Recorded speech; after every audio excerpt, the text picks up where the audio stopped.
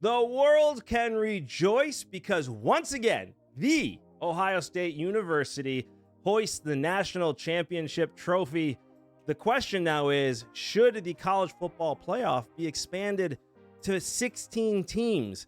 The 2025 Baseball Hall of Fame inductees have been announced, and a man who should be a first ballot Hall of Famer only gets 20% of the vote. And the Jacksonville Jaguars officially have fired their GM after apparently creating a toxic work environment. I mean, can this team ever get it right? That and more coming up on Sports Talk with Dad right now.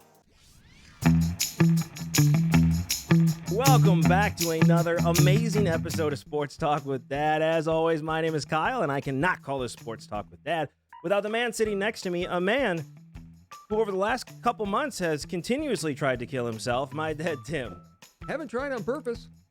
Let's go through the list of this real quick. Really what don't has want happened to. since the beginning of December? You have back surgery to fix stuff. Mm-hmm. End up having a spinal fluid leakage. Have to have emergency back surgery 2 weeks later. Yeah. You catch whatever Plague. virus is out here. Plague is a good word. Everybody's got that plague. Yeah, but That's you going got around. it like 10 times worse because of your back surgery. Your immune system was gone. And then all of a sudden yesterday, we're getting ready to record the show because we always record on Tuesdays. And you look like Violet Beauregard after she ate the bubble gum. I look like Barry Bonds. My melon grew. It did. Your head was so swollen, your ears were sticking out. You look like a monkey. I mean, And you know the funny part? I don't know what I got into. No idea. we do know it's allergic reaction. because, Well, that's the obvious. steroids seem to help. Steroids and Benadryl and EpiPens and everything else that I went through. It was crazy. Yeah. I'm done with this. So am I. I'm over it. I was not pleased yesterday. Like, but you may have been sick and been suffering, but I'm suffering because I have to take care of you. no, you don't. And so I'm done. Matter of fact, stay the hell away from me. But I do want to thank you. I have to thank you. We didn't do it last episode. I put it in my mind, make sure I didn't forget today. Okay. Thank you for my birthday present. Oh, yeah, of course. Isn't I that the love- coolest thing ever? I love that. My sign. friend Angelo made that with his 3D printer. I didn't even know you could do that stuff with 3D printers. But now I'm learning that they are pretty much the coolest things in the world. That is awesome. I love that a lot. Well, that is great. But we need to talk about the greatness that exists in college football, Wait a which minute. is Wait a minute. We're not going to talk college football today. the Ohio State University. I am representing them well. My national championship gear is on the way because they are the 2024 national champions. How amazing is this? I am so excited. You were ready to fire Ryan Day about a month and a half ago. Yes, and I have never been more happy to be wrong about something in my entire life. I was wrong. I was completely wrong. Ryan Day, you are awesome. I mean, this is a guy, this is where Ryan Day is great because he knew that his career was on the line. Yeah. And he took that and destroyed teams in the playoffs. He got his team so hyped. They literally, except for Texas, they destroyed everybody. The Notre Dame championship game wasn't close until a No. fumble happened. No, it was. And even then, the outcome wasn't really in doubt. Ohio State was just a better team. Yeah, and I do have to show because I have a cousin, Chad. You have a nephew, Chad, who is a big Tennessee fan and a big Notre Dame fan. And we made a bet after the Tennessee game. And since we beat his second favorite team, which is in Notre Dame, I figured this picture of him in glorious Ohio State gear was perfect. He looks to like show he today. sucked on a raw lemon. He doesn't look happy to be wearing it, but God bless him for living up to a bet. If not, I would have had to be in the next show in Tennessee gear, which I'm very happy I didn't have to do that. On top of this, it was a great playoff. I think the 12-team playoff worked really well with a couple It of was great. exceptions, but they're already talking about expanding to probably 14 teams, maybe 16, but more likely 14 teams. We got to stick with 12 teams for a while and see how it works out. Listen, Well- we gave 4 teams a few years. We got to give 12 teams a few years. Here's my problem with it. You expand it. They're making it too convoluted. Now they're talking about, well, we'll have a Super Saturday, we'll have play-in games, and the 3 from the Big Ten and 3 from the SEC, but only 2 from the Mountain West and ACC or Big 12. Yeah, they're talking Big Ten tournaments. They're talking SEC tournaments for play-ins. It's making it too messy. You're trying to make it more like basketball. This isn't basketball. This is football. Keep it clean. What they do need to do moving forward, and it sounds like they're going to, is conference champions should have automatic bids. I'm fine with that. Give them automatic bids. You do that in basketball. Into the tournament. Into the tournament. Give them automatic bids into the tournament. They do not automatically get a bye or top seed. That was a joke. Those games were terrible. Let them get in. They've earned to get in, but do not give them an automatic bye. That was terrible. Arizona State shouldn't have been. I mean, you had teams with byes, with top 4 rankings that weren't even in the top 12. Right. But in they the won their final conference. college football rankings. Right. Give them an automatic bid. I'm in. You win your championship, you're in. Well, and you go to 14 teams, Alabama would have been in, which is really what everybody wanted to see. They wanted to see Alabama and Ole Miss in. Yeah. People want to see Lane Kiffin competing for a national championship, and they want to see Alabama still being relevant. Listen, they weren't good enough to get in. I, in my opinion, they were. They should have been in over the likes of Indiana. Indiana played their way in. Leave them alone. What it did tell me is the Big Ten is the best football conference. It is in the back-to-back country. national champions for the Big Ten. Yeah. Back-to-back. Back-to-back. Michigan and Ohio State. Well, let me correct that. The Ohio State University. Yeah, Ohio State won. Great. I'm going to have to listen to this for months. I want you to correct this. The Ohio State University won. No. You know what's really annoying to me? I hate that. And this annoyed me, and you have Bucky here, so it reminded me of that. I was talking with the kids during the national championship game, and Brutus was looking awesome out there. He was a very engaged. Brutus is an awful, awful, awful mascot. It's a poisonous nut. He's great, but he was out there really getting engaged with the crowd, doing cool things, and the kids asked me, they're like, how do you become a mascot? And so I looked up, how do you become a college football mascot? And the first picture that popped up of a college football mascot was Bucky Badger. Because Bucky Badger is the greatest mascot in all of sports. It was really obnoxious. I know. Because they're like, that's Bucky Badger, isn't it? And then you're, of course, watching the game with me and overhear this, and then I have to hear that nonsense for the rest of the night. Yes, and they love Bucky. So I had to give you some credit. That was pretty funny that I pulled it up, and Bucky was the first one to pop up. But not great, because 0 football national championships. They will get there. I have faith. I believe in Luke Fickell. Get us to the promised land, please. God. Ryan Day, by the way, I apologize for every bad thing I ever said about you. I was very upset after that Michigan loss. My emotions got away from me. You are amazing. You actually said you would rather beat Michigan than win the national championship. I was wrong on every level. Thank you, Ryan Day. Thank you, Chip Kelly. And thank you, the rest of the team, for the national championship you have brought. All right. Enough of this.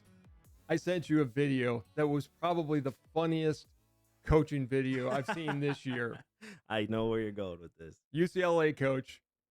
Oh, my God. Somebody made the mistake of asking him, do you have a disadvantage when you have to travel east to play? He went off. Mick Cronin, head coach of UCLA, right before the Badger game, where he's at home, by the way. Yeah. Going off saying, have you ever looked at the NBA stats with the gamblers and what all those people do with West versus East? Talk to Eric Musselman. Ask him that question. He coached in the NBA. Good luck West going East. Just whining about having to go West versus East, saying, oh, a Big Ten team has to come to L.A. where it's 70 degrees once. You're asking me to feel sorry because Iowa had to come to L.A. for a few days? We've seen the Statue of Liberty twice in 3 weeks. I just went off. He was absolutely whining, but it was hysterical. It was pretty funny. And he does have a point. Yes. And we talked about this previously. This move was made for football and football alone. There's a reason that the move started when it did, which was at the start of the football season. It's almost impossible for the basketball, the volleyball, the cross country, the track seasons, for those teams to have to constantly come east and try to compete on that level. I hate to tell you this. Your athletic directors don't care about you. No, they don't. They don't care about you at all. This is a money grab. I said it a long time ago when these guys came in. At some point, especially in the Big Ten, which is if any of the ACC teams come and join the Big Ten, they're going to have to go to divisions, and the West Coast is going to have their own division. Okay, here's the thing. The guy's whining after having his first 11 out of 12 games at home. Okay. And his one game he had to travel was at Oregon. He's whining about a stretch where he had a home game versus Gonzaga in December. So this is his January so far. At Nebraska, 3 days later at home versus Michigan. 3 days later at Maryland. 3 days later at Rutgers, which is right in the same area. If they stayed. They did. The 10th to the 13th, why would you travel home? You were in Maryland and then went to Jersey. And then 4 days later, you came back home for Iowa versus Wisconsin. And he had a losing streak in January. Iowa versus Wisconsin? UCLA. At home versus Iowa, then at home versus Wisconsin. Got it. Okay. That's what I meant. And so you had a bad week of a road trip. The rest of your games, you had 2 home games versus Iowa and Wisconsin, and then you go to Washington, and then you go to USC, which is right down the road. And then you're at home for Oregon, at home for Michigan State, at home for Penn State, and then back-to-back away games versus Illinois and Indiana, which are right next door. And then you're home again, 2 away games in Purdue and Northwestern, which are right there, and then you're at home for USC. I hope you were taken care of in this schedule. I hope when they travel to Purdue and Illinois or Indiana, Northwestern, they stay there for those games. I'm sure they are. I hope. What this does tell me, once again, by the way, they don't care about your schooling. No. They don't care about your student athlete. They care about the athlete. That all changed with NIL. Oh, that 100%. Proved that. What I'm going to be interested in is all the Big Ten championships have been in Indianapolis or wherever they hold them. It's Indianapolis. Basketball isn't it in Chicago? I'm going to be honest with you. I don't know where it was moved. I don't know where the basketball is, but they got to start getting that tournament to be out on the West Coast at some point. Why? You joined the Big Ten. I understand that, but they are part of the Big Ten. Yeah. A national championship in LA would get huge ratings. I mean, you got 4 teams out there. Yeah. So? The rest of them, I mean, it's central. Indianapolis, it's not as central as it used to be. But it's still very central. Not and really. It makes sense. I don't know how long they have a contract with Lucas Oil Stadium. They've been playing the football championships there since the Big Ten tournament inception. Yeah. Listen, Israel is very good at getting these massive events to come to Indianapolis. He is the Jerry Jones of college football for the Midwest. It will get moved if they ever build a stadium in Chicago. I think it should be at Camp Randall, outside in the weather, where it belongs.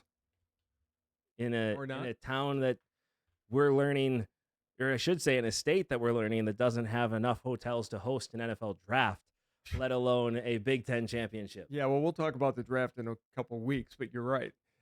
Anyways, it was a funny video.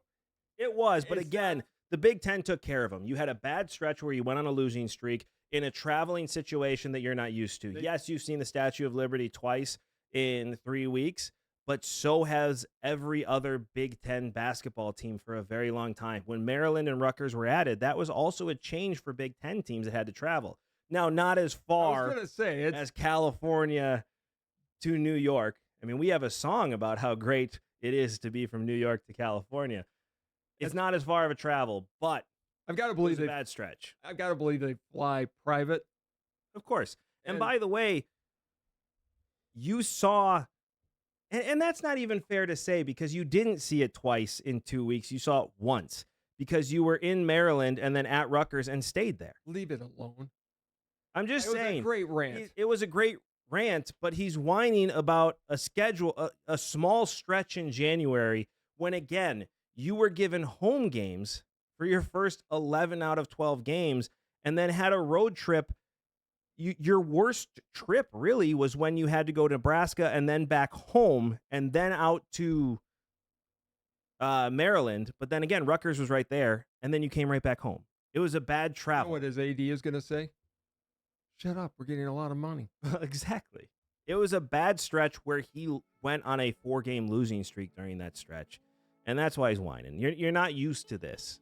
You'll get used to it as time goes on. Yes, they will. It was a lot of whining because he was losing games. So we have to congratulate a few people because the 2025 class of the Baseball Hall of Fame was announced. I don't want to talk about this. Got to talk about it. I don't want to. CC Sabathia got in. Unacceptable. Ichiro got in. Which is Ichiro great. was great. By the way, this one vote shy of being unanimous. I thought when Mariano Rivera got in unanimous, it just meant we were done with these people not voting for first ballot Hall of Famers. You didn't let me finish with Billy Wagner, but okay, that's fine. And Billy Wagner got it. Yes. But Ichiro, look, Babe Ruth was not a unanimous choice. Henry Aaron was not a unanimous choice. Which is wrong. Johnny Bench wasn't. Bench shouldn't have. Willie, yes, he should have. Willie Mays wasn't. Yogi Berra wasn't. Ken Griffey Jr. wasn't. Griffey Jr. wasn't. Which is a joke. Yeah, Griffey should have Baseball absolutely. writers who just don't vote for a guy because Babe Ruth wasn't a unanimous Hall of Well, Famer. that's the logic. Babe Ruth shouldn't have been a unanimous Hall of Famer. He never pitched. You take that back. He never actually pitched in real baseball. We aren't having the Babe Ruth conversation because. And if Josh Gibson would have been, it would have been a race for the home run record. Maybe. I would have liked to have seen that race. I would have too.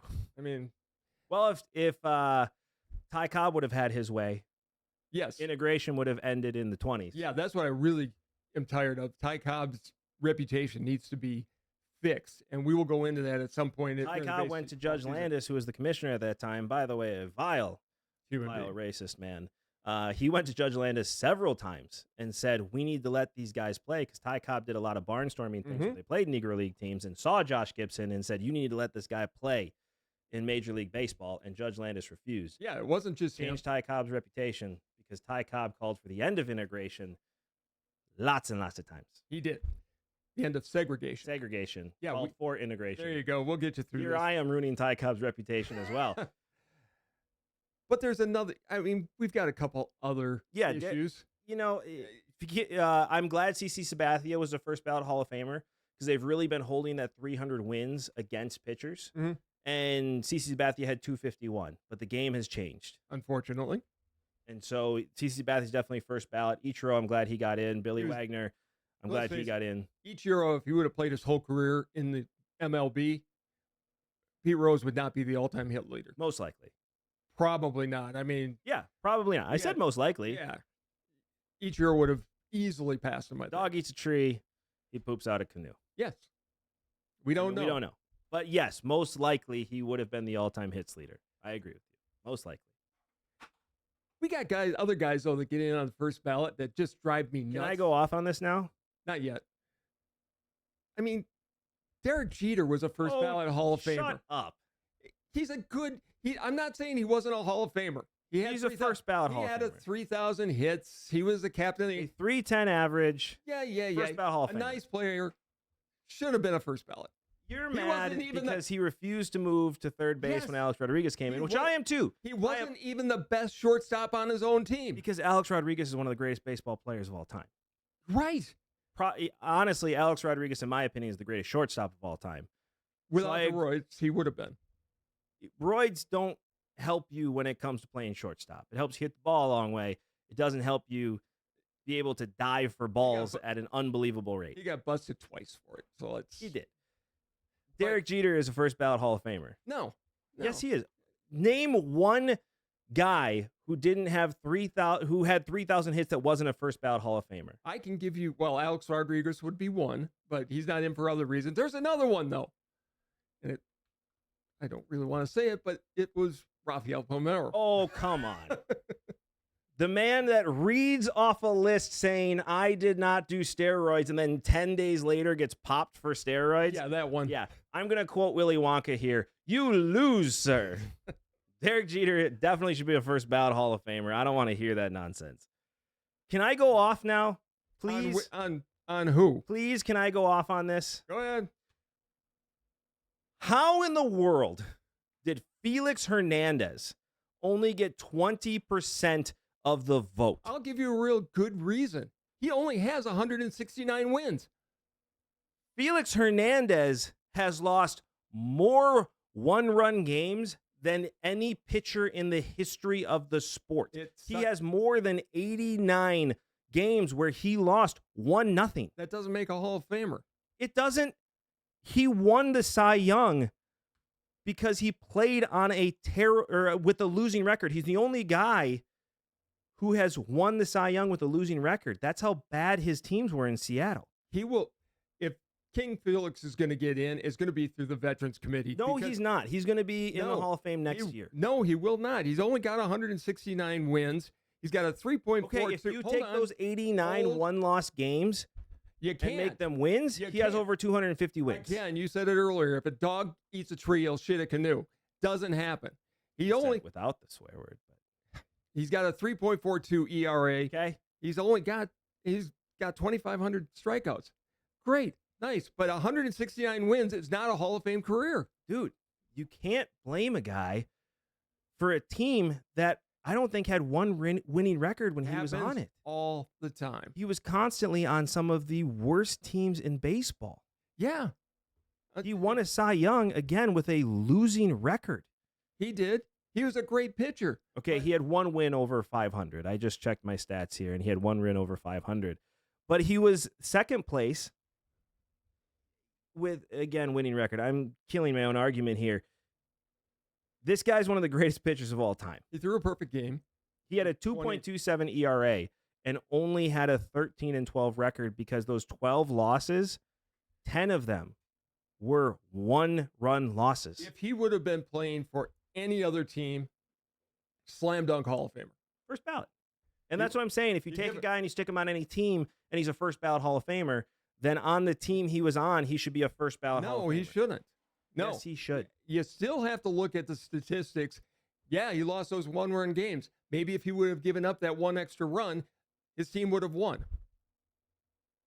Dude. I'm just saying. Dude. What?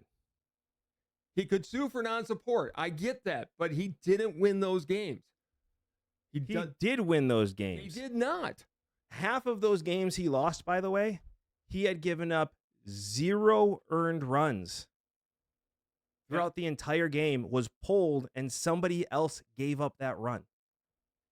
This guy would go 8 innings, not giving up a single run, and then give up the game to somebody else in the 9th and would get a non-decision or a loss because the other pitcher couldn't pitch.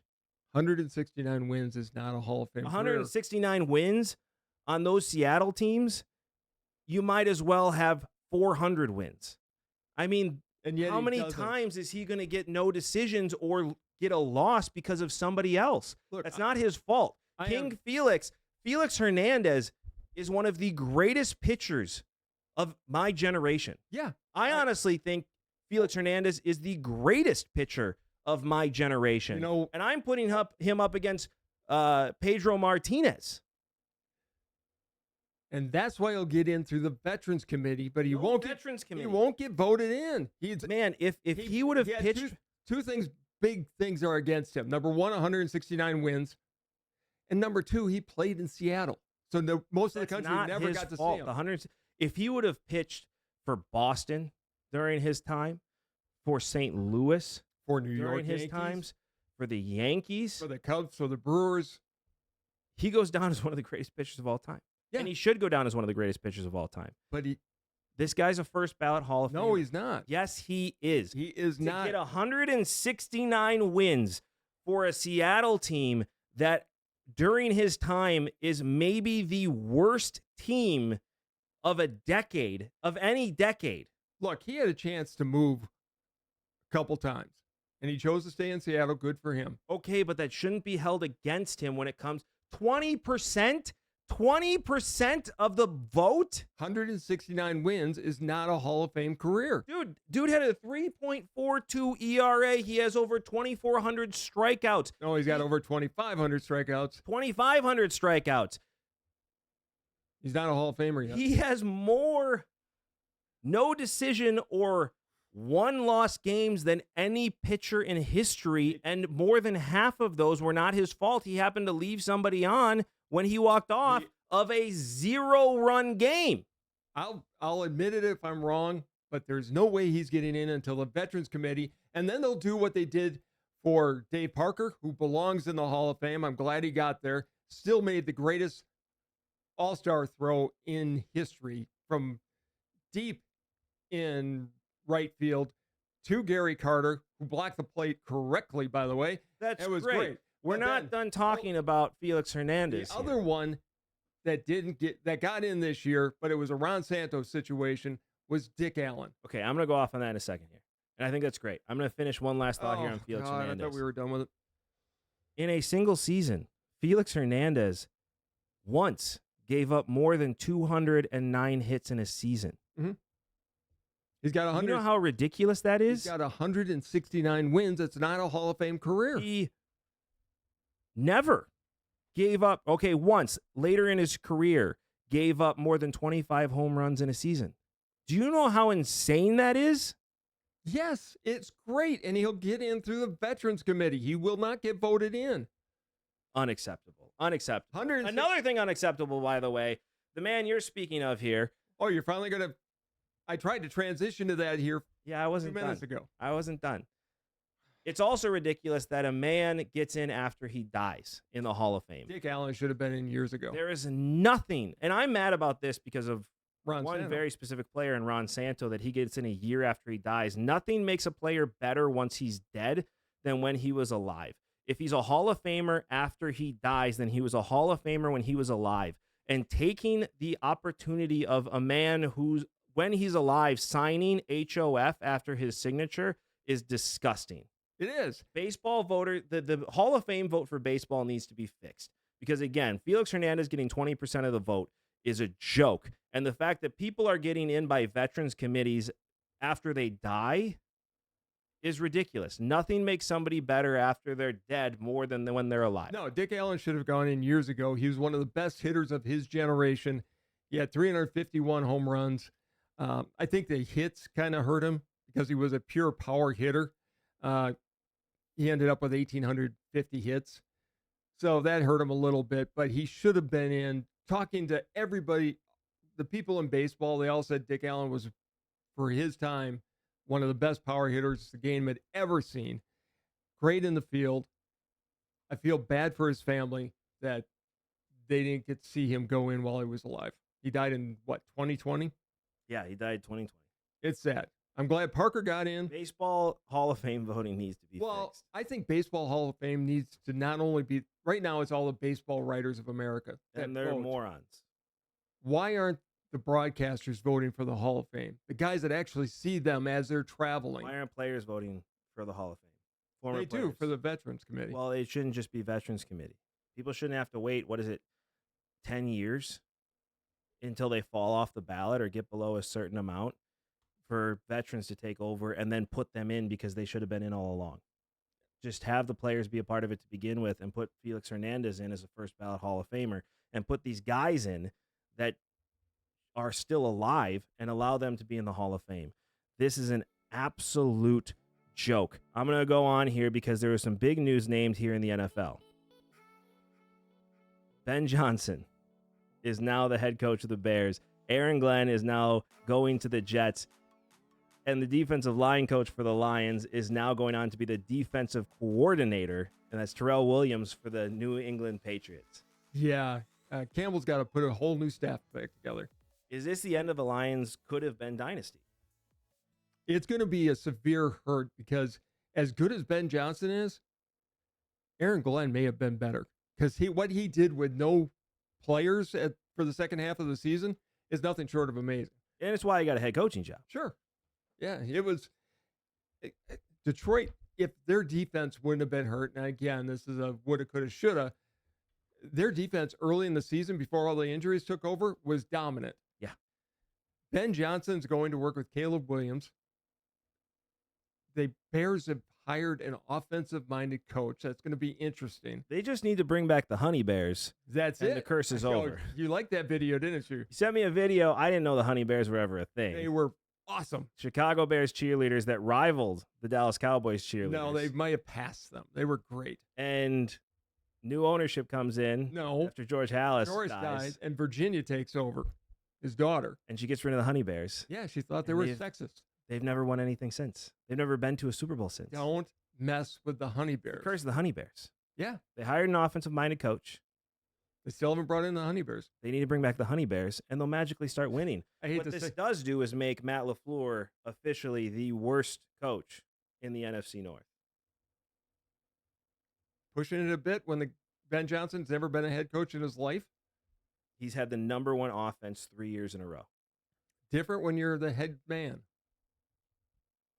Okay. I'm going to give you an option here as your head coach. Kevin O'Connell, Dan Campbell, Ben Johnson, or Matt LaFleur. You tell me in order which ones you're going to take. Because I am taking Kevin O'Connell. I am then taking Dan Campbell, because I'm a culture guy. I am then taking Ben Johnson, which I think will change as soon as we see what he does with the Bears. And then I'm taking Matt LaFleur. Packers have some things they've got to address. I'm not going to argue that. And this isn't saying he's the worst coach in the league. No. But this is saying in the NFC North, he just became the worst head coach in the NFC North. Ben Johnson's going to have to prove it to me before I'll put him above LaFleur. That's all I'm saying. Okay, but Matt LaFleur was third. Yeah. Yeah, I would take Dan Campbell first. I would have had him first. Then I would have had Kevin O'Connell. And then Matt LaFleur, because he's just not a good in-game coach. He's not. He can't make an adjustment to save his life. It's going to be an interesting... And him calling out his quarterback after a loss, by the way, for his emotions, which he never shows emotions. No. Like, you shut your mouth. That's an internal conversation, and that's your quarterback. He's not an emotional guy. What have I always told you? You praise in public, you criticize in private. He never does that. Should. He got caught making a comment about his kicker saying you pray. He was right. Yeah, he was very right. But this is why Goody needs to be able to bring in his own coach. Well, that's all going to be interesting because Ed Policy takes over in July. Ed Policy, obviously the son of Carmen Policy, the longtime San Francisco GM. 5 Super Bowls. Yeah, he's amazing. And Ed's probably got his own ideas on how to run the team. Right now, it's siloed. The Packers head coach reports up to the president. Right. He doesn't report to the GM, who also rolls up to the president. Right, because Mark Murphy hired the coach before the GM. Right. So, and by the way, didn't really even include him in the process. I think they get along now. I've got my own problems with Goody. I still think they need to bring in a veteran to just kind of mentor that room. They need to mend the Devontae Adams relationship, because this is the other thing, too. Matt LaFleur getting tired of a number one receiver. Well, you just saw why you need a number one receiver. What did Isaac Bruce do for Torrey Holt?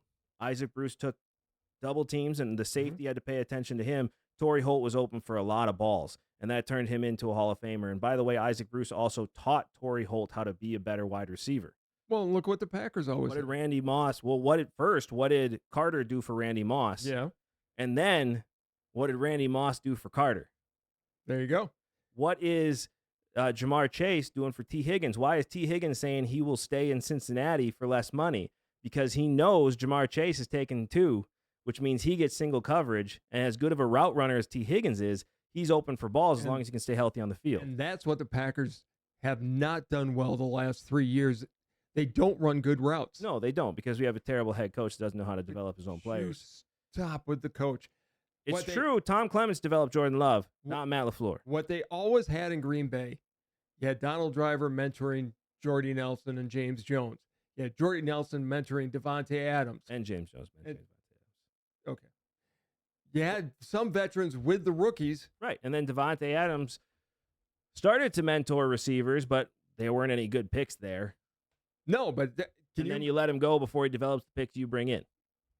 By not signing him when they should have. You need to mend that relationship and bring back in Devontae Adams, because you need a number one receiver, because he opens up everybody else on the team. Devontae Adams probably isn't a traditional number one right now, but he's your safety valve on third down. That's what the Packers haven't had in years. Yeah. He's not a traditional number one, which means he gets single coverage. Give me Devontae Adams. In single coverage? At any age, in single coverage. They're worried about the injuries. I'll roll the dice on Devontae Adams. Yeah, just take him at the contract he is. You don't even need him on a less contract. All your receivers are on rookie contracts right now. You're not paying anybody top dollar. Take them. And you can always restructure after the fact. But we weren't talking about that. We always get into these things. We were talking about the Lions. Hold on. Yes. We were talking about the Lions. The Lions are going to have a hard time replacing talent like that. Campbell's going to have to go, and Campbell's got a long Rolodex or list of coaches he can go to. So I'm not worried about that. A lot of people are going to want to go to the Lions. It's going to take time for that culture to get in. Ben Johnson and Aaron Glenn, their team played and would have walked through fire for them. Yeah. And that's not easy to replace. And so I do think that the Lions will take a step back next year. I don't see how you don't. I really don't see how you don't. The reason that offense cooked as well as it did was because of the game plan. Yeah. On that offense. You don't have Aaron Rodgers where it goes because Aaron Rodgers goes and you can figure it out. Jared Goff really did well in a system that was built for him. There was always kind of a trick play in there to take the pressure off of Goff. The routes were set up. He has great wide receivers. I tell you what, this is where Goff needs to show he's more than just a guy who is in a system. Goff played to his level in that last playoff game. I mean, he didn't step up and take the win. He did not. And you're going to have to worry about that in Detroit because he is your quarterback for the next little bit here. But if you have a good culture, you can do great things. Mm-hmm. And you know who doesn't have a good culture is the Jacksonville Jaguars. Yeah, a report today that Trent Baalke was fired, who was the GM.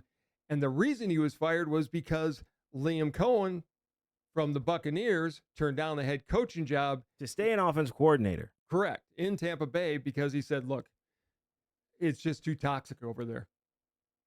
So the owner goes, all right, Baalke, you're gone. Apparently that interview was not good. No. And it wasn't because of the candidate for the job. It was because of the hiring GM making that interview extremely uncomfortable. Right. And that's where, if you're a good coach, you're not going to go to some place where you're going to have to fight and be toxic with your GM. It's just not going to happen. Right.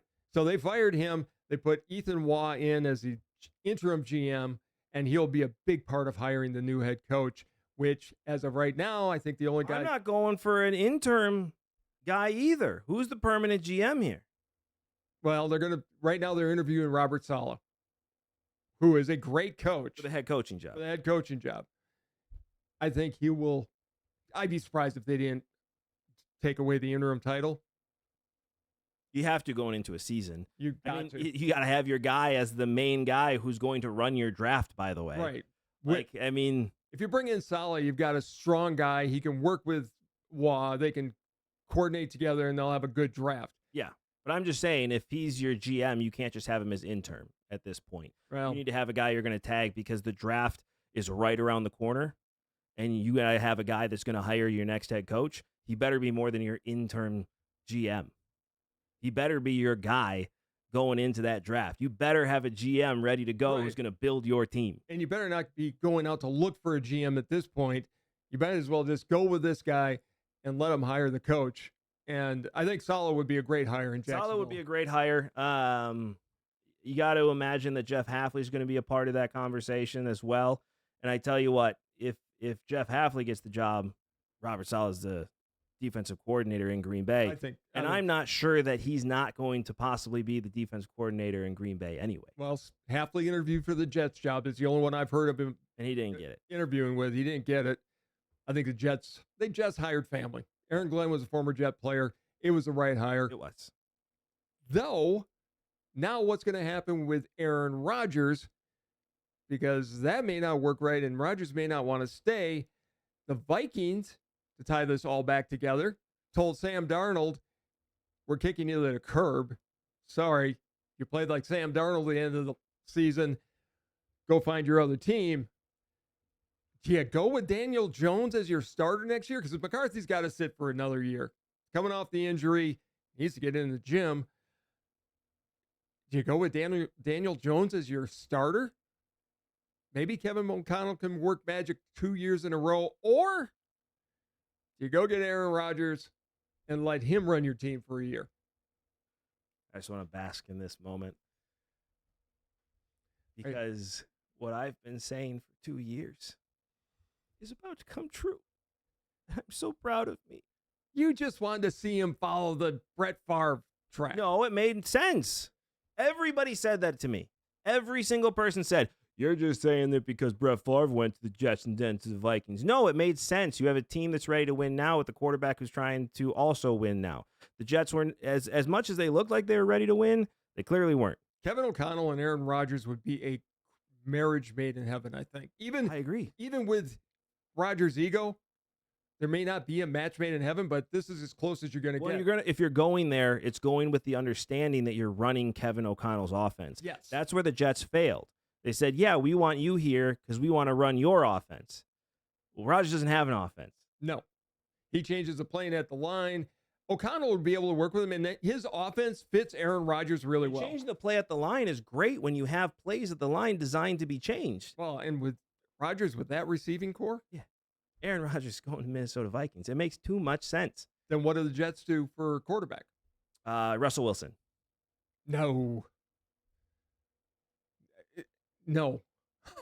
I mean, Pittsburgh's got to get a quarterback, and maybe they stick with Russell Wilson. No, he fell apart at the end. I think where are the Jets drafting? 7 or 8, right? Yes. Make a play to try to get up and get Cam Ward.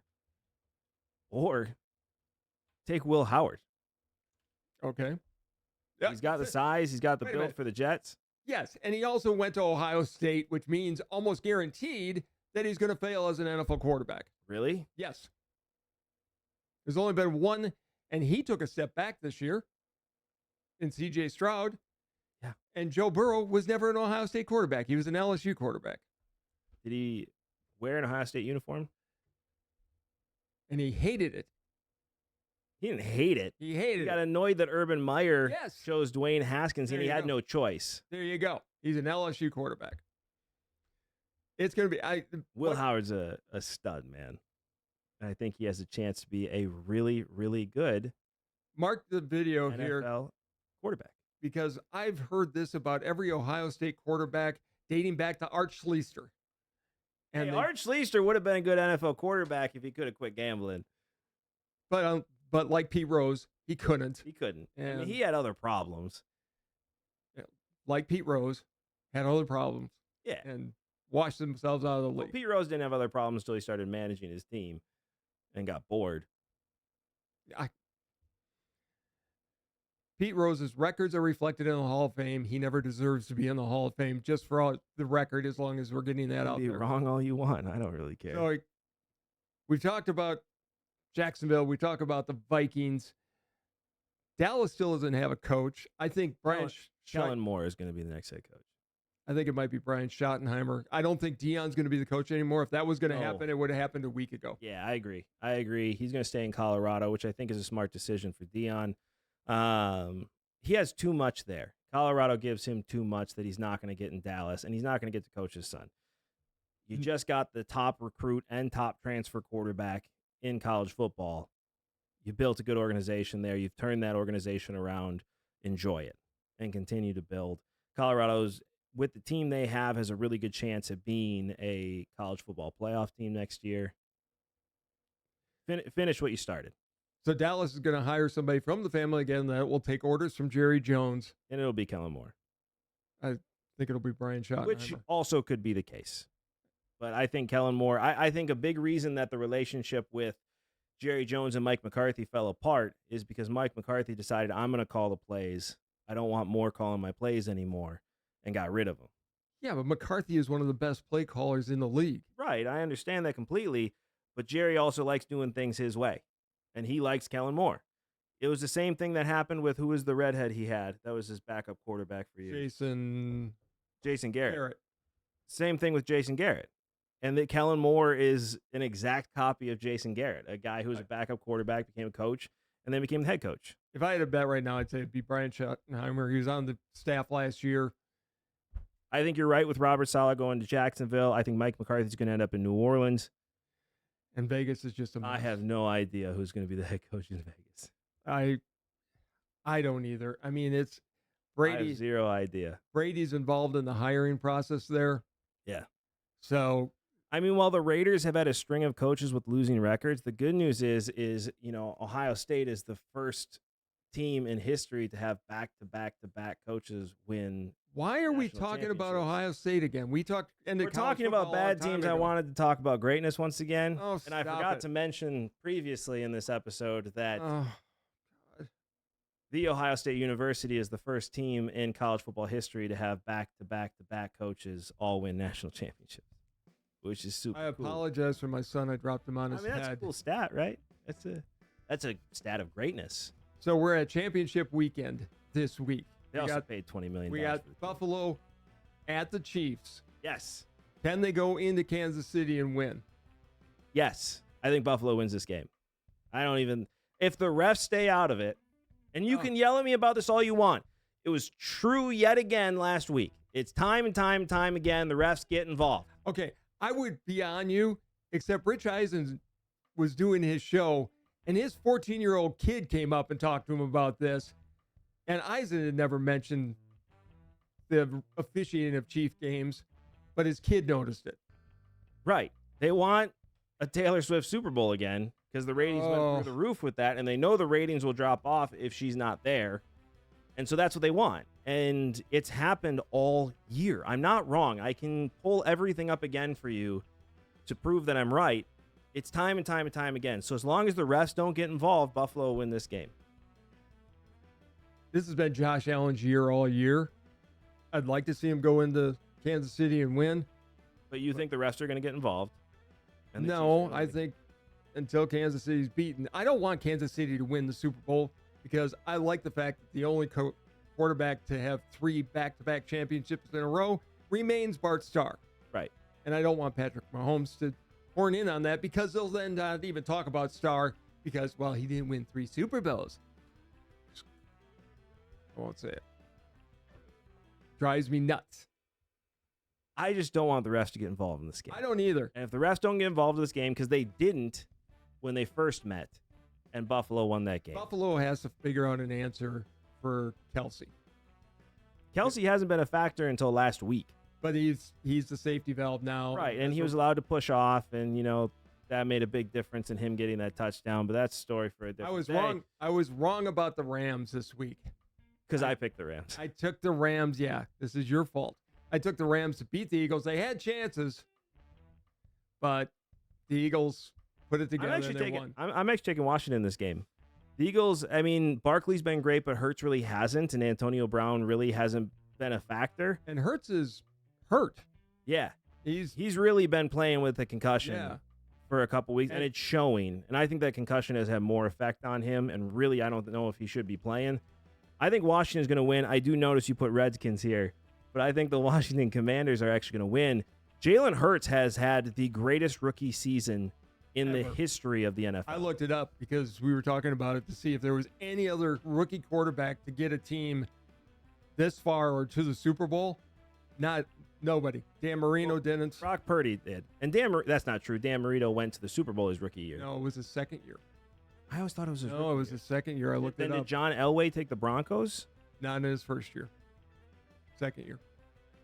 Are you sure Dan Marino didn't take them? to the Yes, Super I Bowl? looked it up. That's it was crazy. his second year. I always thought it was his rookie year. The Redskins can go to Philadelphia. Commanders.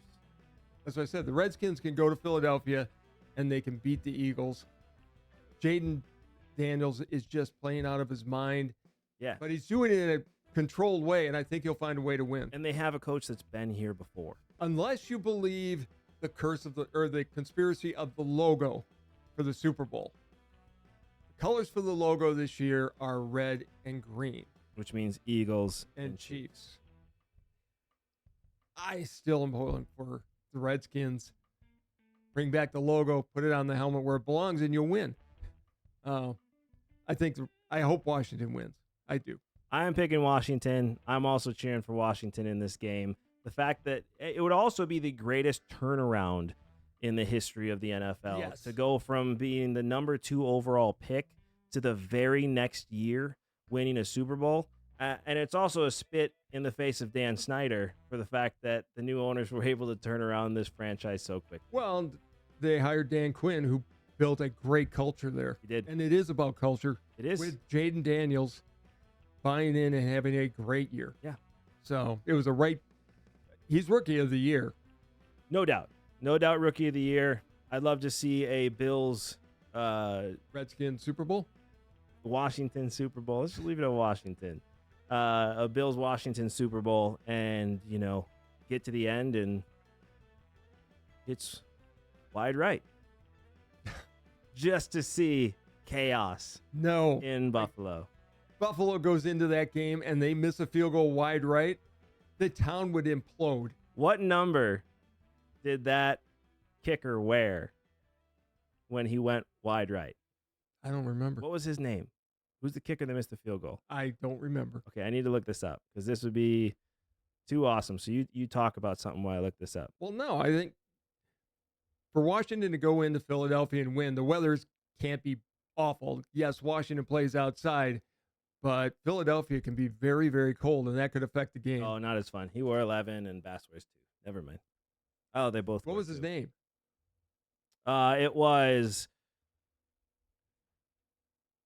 Scott Norwood. That's it, Scout Norwood, the man made famous by Pet Detective.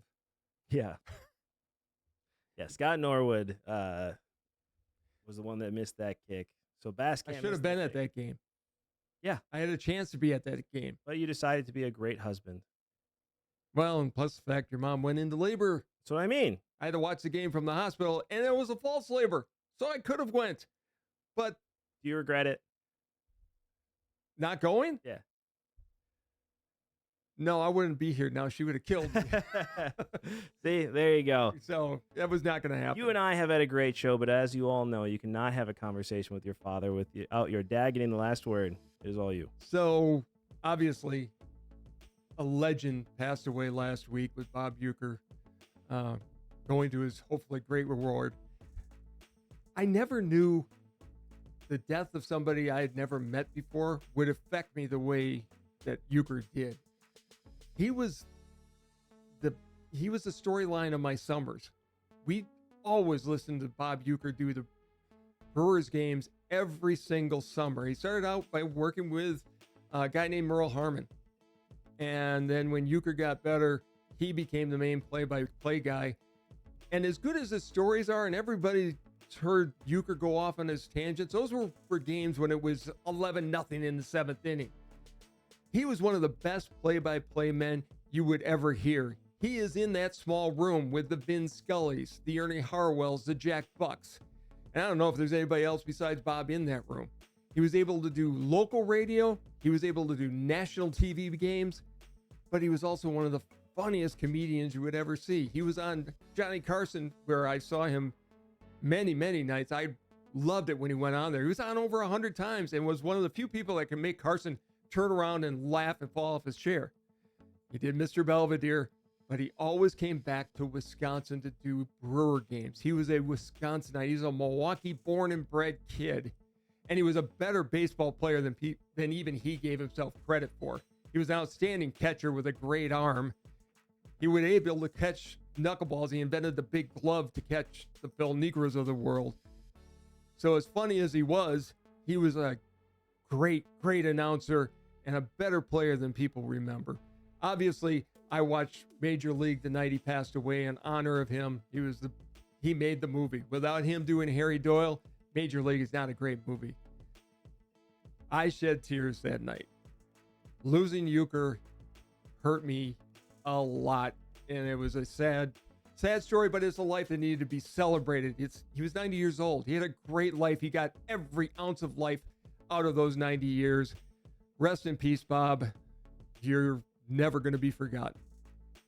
Great last word. It is a sellout. I can't let you forget this. Do not forget, he was a huge champion for ALS. Yes. Throughout his life. His daughter had ALS. And we talked about this. Raised a lot of money. I would love to see a public memorial at American Family Field where people go in and they donate $10 a head with the Brewers matching it, and all that money go into ALS. Bring in Robin Yount, bring in Bob Costas, bring in Al Michaels to do a tribute to Bob. He deserves it. I know he wanted a private service, but at this point, They let need the to- community. I'm a big believer in they need to do a public memorial outside of opening day Yes. for Bob Uecker, where you sell tickets for, I don't know, $5 a pop or whatever. I said All 10. proceeds go to ALS, because a funeral is not for the person that passed away. A funeral is for the people to get to say goodbye. Mhm. And you need to give Milwaukee a true chance, not with a baseball game involved, outside of baseball, where Milwaukee has an opportunity to truly say goodbye. You asked me a question. Dad, would you have rather had the Brewers win a World Series or had 50 years with Bob Uecker? And it wasn't even a question. I would never trade the years of having Bob Uecker call those games. But never forget, Milwaukee, you never gave Bob Uecker a World Series. Shame on you. They tried. They tried. They should have won in 82. If Rollie Fingers doesn't get hurt, they win that World Hey, Series. I used to tease you about that, but man, it's crazy. Well, let's make it even better. If the umpire hadn't ripped off the Brewers on a strike 3 pitch in game 2, the Brewers win the World Series. Yes. Thank you, as always, for watching. This has been Sports Talk with Dad. See you next time. Bye, everybody.